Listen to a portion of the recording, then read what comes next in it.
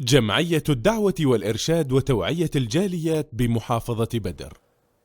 প্রশ্ন মহিলাদেরকে সালাম দেওয়া যাবে কিনা বা তারা সালাম দিলে সালামের উত্তর দেওয়া জায়েজ হবে কিনা। আল্লাহ সুবহানাহু ওয়া তাআলা সালামের নির্দেশ দিয়েছেন সকলের প্রতি। পুরুষ মহিলা, মহিলা পুরুষদেরকে সালাম করবে, সালাম লেনদেন করবে।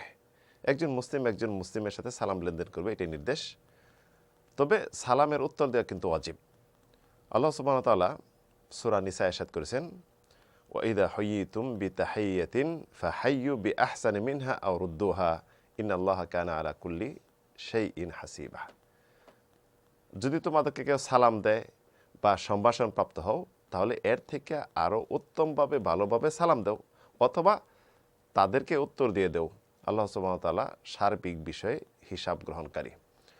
আবু হুরায়রা থেকে বর্ণিত হাদিস, যে হাদিস ইমাম মুসলিম বর্ণনা করছেন, রাসূল ইরশাদ করেছেন, লা তাদখুলুল জান্নাতা হাত্তা তুমিনু ওয়া লা তুমিনু হাত্তা তাহাব্বু। তোমরা কেউ জান্নাতে যেতে পারবে না যে পর্যন্ত ঈমানদার না হবে। ঈমানদার হতে পারবে না যে পর্যন্ত পরস্পর মহাব্বত না রাখবে। একজন মুমিনের বন্ধু হবে, তাদের সাথে ভালোবাসা মহাব্বত থাকবে, অন্তরফেশ থাকবে, একজনের উপর হিংসা বিদ্বেষ থাকবে না। আওয়ালা আদুল্লুকুম আলা শাইইন ইযা ফাআলতুমুহু তাহাব্বাবতুম। আমি কি বলবো না এমন একটি কাজ, যে কাজটি করলে তোমাদের মহাব্বত বৃদ্ধি পাবে। পরবর্তী রাসূল বললেন, আফশুস সালামা বাইনাকুম, পরস্পর সালাম লেনদেন করো। তে হাদিসের স্পষ্ট, সালাম লেনদেন করলে মহাব্বত বাড়ে, হিংসা বিদ্বেষ দূর হয়, এবং ইসলামিক যে একটা ঐক্য, মুসলিম ভ্রাতৃত্ব বন্ধনে আবদ্ধ হওয়ার সুন্দর একটি উপায় এটি সালাম লেনদেন করা। আল্লাহ সুবহানাহু ওয়া তাআলার বাণী এবং হাদিস দ্বারা স্পষ্ট, একজন মুসলিম আরেকজন মুসলিমের সাথে সালাম লেনদেন করবে, পুরুষ মহিলাকে, মহিলা পুরুষকে সালাম দিবে, এটা নির্দেশনা আসছে। তবে একটি বিষয় হলো, আল ফিতনাতু আশাদ্দু মিনাল কাতল। ফিতনা হলো কতল, হত্যা থেকে আরও জঘন্য অপরাধ। তো এখন যদি কোনো মহিলাকে সালাম দিতে গিয়ে, কোনো যুবতীকে সালাম দিতে গিয়ে যদি ফিতনায় পড়ে যান, ফিতনার আশঙ্কা থাকে, তাহলে সালাম দিবেন না, সালাম লেনদেন করবেন না। তবে বৃদ্ধা মহিলা, তাদেরকে সালাম দেওয়া যাবে। নন মাহরাম বৃদ্ধা মহিলা, তাকে সালাম দেওয়া যাবে, এটা জায়েজ, এতে কোনো নিষেধ নাই, কারণ ফিতনার আশঙ্কা এখানে থাকবে না। ইমাম মালিক রাহিমাহুল্লাহকে জিজ্ঞাসা করা হইল, হাল ইউসাল্লিমু আলাল মারআহ, মহিলাদেরকে সালাম দেওয়া যাবে কিনা। তখন তিনি বললেন, আম্মাল মুতাজাল্লাহ, অর্থাৎ যারা বৃদ্ধ রয়েছে, ফালা আক্রাহু যালিক, বৃদ্ধাদেরকে সালাম দেওয়া আমি এটা অপছন্দ করি না। তবে ওয়া আম্মা শাবাতু ফালা উহিব্বু যালিক, যারা যুবতী মেয়ে, তাদেরকে সালাম দেওয়া এটা আমি পছন্দ করি না। ইমাম আহমদ রাহিমাহুল্লাহকে যখন জিজ্ঞাসা করা হল এই বিষয়ে, তিনি বললেন, আমি এটি পছন্দ করি না, কোনো যুবতী মহিলাকে সালাম দেওয়া।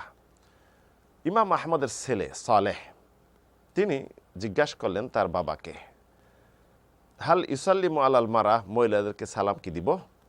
তখন তিনি বললেন, আম্মাল কাবিরা ফালা বাস, যদি বৃদ্ধা থাকে সালাম দিবে, কোনো সমস্যা নেই, কিন্তু যুবতী যদি থাকে তাহলে সালাম দিবে না, কারণ এর মাঝে ফিতনার আশঙ্কা রয়েছে। তাহলে স্পষ্ট ফিতনার আশঙ্কা থাকলে নন মাহরাম অপরিচিত মহিলা যারা রয়েছে, যুবতী যারা রয়েছে, তাদেরকে সালাম দিবে না, আর বৃদ্ধা মহিলাদের ক্ষেত্রে সালাম দিতে পারবে।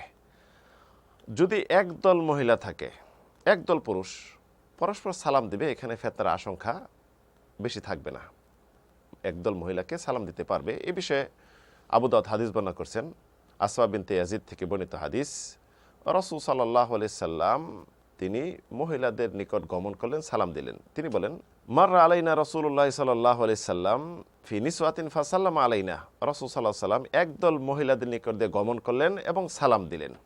ইমাম বুখারী রাহিমাহুল্লাহ সাহাল ইবনে সাদ থেকে হাদিস বর্ণনা করছেন, যেখানে স্পষ্ট বর্ণিত রয়েছে যে তারা বৃদ্ধা মহিলাদের কাছে যাইতেন এবং তাদেরকে সালাম দিতেন। তাহলে স্পষ্ট যেটা হলো, বৃদ্ধা মহিলাদেরকে সালাম দেওয়া জায়েজ, কোনো সমস্যা নেই, পরিচিত হোক অপরিচিত হোক, মাহরাম নন মাহরাম, সমস্যা নেই।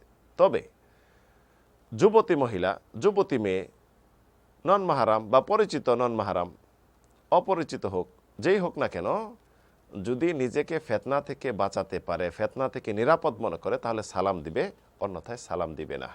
আল্লাহু তাআলা আলাম। ওয়া সাল্লাল্লাহু আলা নবিনা মুহাম্মদ।